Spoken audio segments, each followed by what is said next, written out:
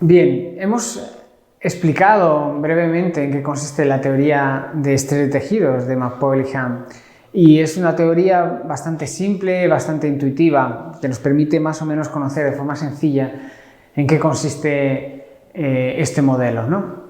Sin embargo, hay algunos puntos que no están claros de la teoría y que necesitamos entender un poco mejor. El principio es sencillo, que es bajar el estrés al tejido, identificar la zona estresada, identificar los factores de riesgo o por qué se estresan y bajarle el estrés. Sin embargo, hay ciertos puntos que necesitan una mayor explicación. No es tan fácil como inicialmente pudiera parecer, ¿no? El primero es saber por qué ¿a qué nos referimos cuando hablamos de estrés tisular? ¿Nos referimos a la magnitud de las fuerzas? O sea, ¿nos referimos únicamente a que hay una magnitud muy importante en un momento dado, un pico de estrés, lo que sería fuerza por unidad de área? ¿O es más un estrés mantenido? Es decir, no hay un pico muy alto, pero hay un estrés relativamente alto, pero sí que se mantiene en el tiempo, sin que al tejido se le dé tiempo a descanso. ¿Cuál es el problema? ¿Cuál es lo patológico? ¿La magnitud alta en un momento concreto o una magnitud más moderada durante un tiempo? ¿O son las dos, no? Aquí entraría el concepto del tiempo, es decir, qué duración del estrés tiene, número de repeticiones, especialmente en corredores deportistas, el tiempo que ha estado el tejido en reposo, ¿no? El entrenamiento gris del paciente, cuánto el paciente ha descansado, ha reposado, ese tejido ha sido capaz de adaptar la carga del entrenamiento o no, ¿vale?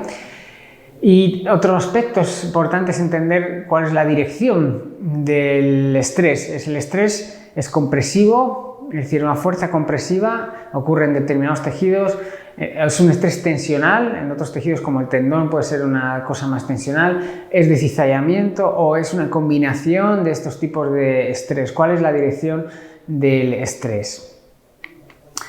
Vale, para explicar esto un poco mejor necesitamos volver o, digamos, retroceder al principio de la biomecánica, cuando hablamos de movimiento y fuerzas, ¿no? Todos sabemos que la cinética es el estudio de las fuerzas que producen el movimiento. La cinemática es el estudio del movimiento, sin tener en cuenta las fuerzas. Históricamente en nuestra profesión, los podólogos, hemos estado muy centrados en el estudio de la cinemática, cómo se mueven, cómo se mueve el pie, cuál es el comportamiento mecánico al moverse, y hemos prestado poca atención a la cinética. Tenemos que entender que la teoría de estrés de tejidos, la cinética juega un papel más importante, es decir, el tejido se estresa porque hay fuerzas. El centro de nuestro estudio, si queremos actuar bajo estrés de tejidos, no tiene que ser tanto la cinemática o el movimiento, sino que tiene que ser la cinética o las fuerzas que se producen. Entonces, ¿qué fuerzas actúan en el pie cuando nosotros andamos, caminamos, hacemos nuestra vida normal? ¿Qué fuerzas hay? Básicamente podemos dividirlas en dos tipos. Tenemos fuerzas internas. Son las fuerzas que genera el propio pie, generadas desde dentro del pie, digamos. Son fuerzas que se generan. Esto es un paciente que está en una fase de propulsión. La foto de la izquierda, el paciente está haciendo propulsión. ¿Qué fuerzas hay? Pues, a ver, hay una fuerza que realizan los músculos. En este caso, el gastrocnemio y el músculo sóleo están realizando una fuerza importante para levantar el talón del suelo. Y esta es una fuerza activa que realiza la fuerza muscular que se denomina activa.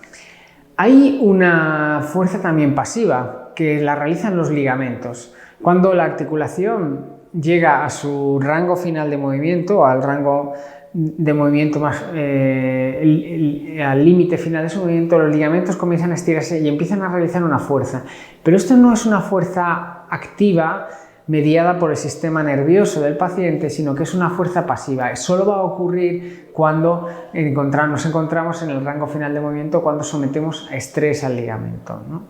En los estadios iniciales del ligamento, que está, digamos, relajado, esa fuerza no se produce. Esto se llama pasivo.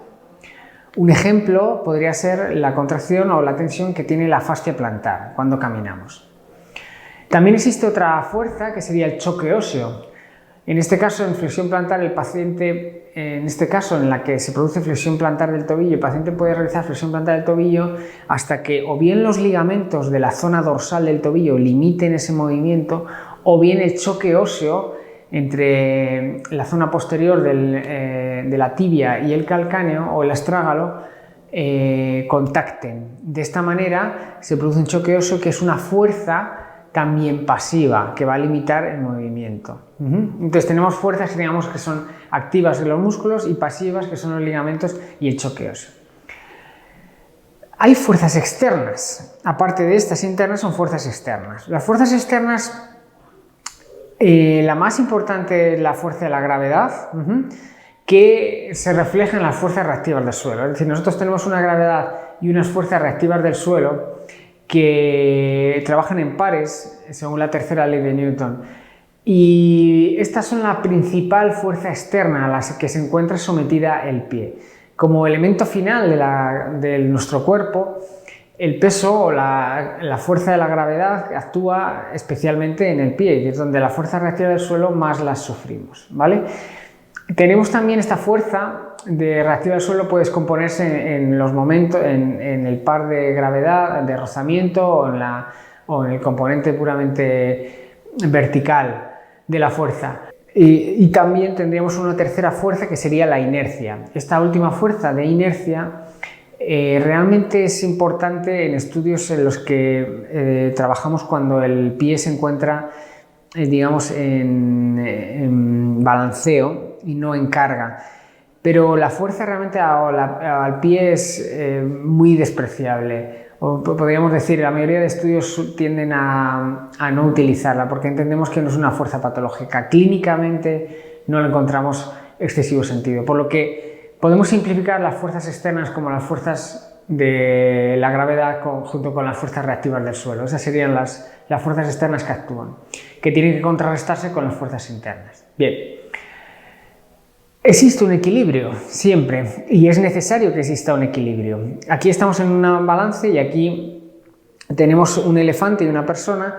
La fuerza que realizan es diferente, pero el momento se iguala por la distancia al eje, ¿vale? El concepto de distancia al eje. Y en la clase de la localización espacial del eje de la articulación subastragalina y equilibrio rotacional hemos explicado esto de forma más extensa.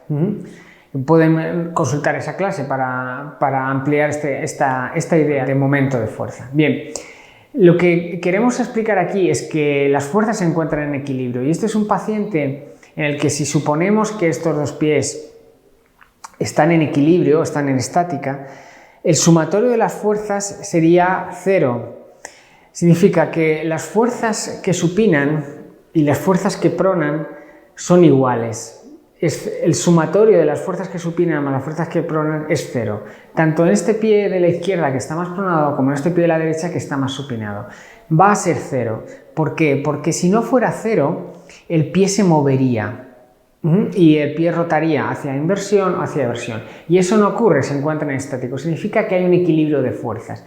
Pero ojo, de todas las fuerzas, es decir, tanto las internas como las externas, se equilibran para que el movimiento de este pie sea 0. Es decir, en este paciente que presenta un eje de articulación subastragalina medialmente desviado, las fuerzas pronadoras reactivas del suelo realizan un momento pronador mucho mayor que las fuerzas reactivas del suelo que realizan un momento supinador mucho menor. Y los músculos tienen un momento pronador mucho más grande por su brazo de palanca que los músculos inversores que tienen un momento pronador menor. Si asumimos que este paciente está en estática y su equilibrio está en equilibrio 0, significa que las fuerzas pronadoras y las fuerzas supinadoras son iguales, exactamente 0. ¿Qué es lo que ocurre? Si las fuerzas externas de este paciente, y aquí lo vemos en esta disposición del eje, son principalmente pronadoras o realizan un momento neto pronador, el paciente tiene que contrarrestar para llegar al equilibrio esas fuerzas pronadoras con un aumento de las fuerzas internas supinadoras, de tal manera que equilibremos las fuerzas pronadoras externas con las fuerzas supinadoras internas, ¿vale? Para equilibrarse. Cuanto mayor son las fuerzas pronadoras externas, más tienen que ser las fuerzas supinadoras internas. Y esto es lo que va a producir una carga al tejido que puede lesionarlo.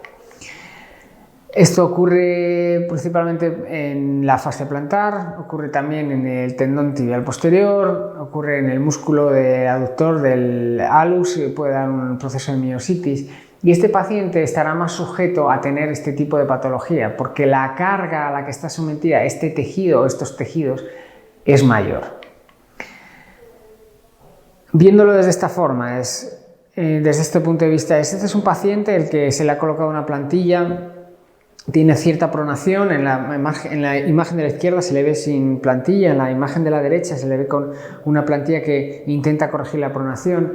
El cambio de la posición existe, no es muy grande, y la realidad es que yo diría que es como 2 grados o 1 grado, realmente poco, pero lo que sí sé seguro es que ahora las fuerzas internas del paciente que limitan o controlan la pronación son menores cuando el paciente lleva la plantilla que cuando el paciente no la lleva. Si quitáramos la plantilla del paciente, las fuerzas internas pronadoras tendrían que aumentar.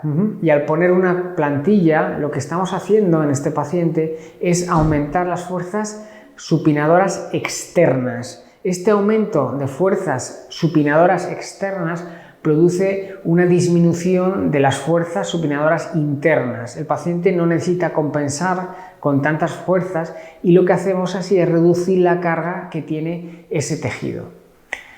La fuerza neta en ambos casos es la misma, es 0, es decir, los momentos supinadores y los momentos pronadores sobre la articulación subastragalina en este paciente son iguales, porque el paciente está en estática, en los dos casos. Sin embargo, la distribución de fuerzas internas y externas, en este caso, con la plantilla y sin la plantilla, es diferente. Los momentos supinadores internos y momentos supinadores externos cambian cuando se coloca una plantilla a este paciente, incluso cuando la variación en los grados es pequeña. Este es un concepto clínico muy importante que nos ayuda a entender también mejor por qué funcionan las plantillas.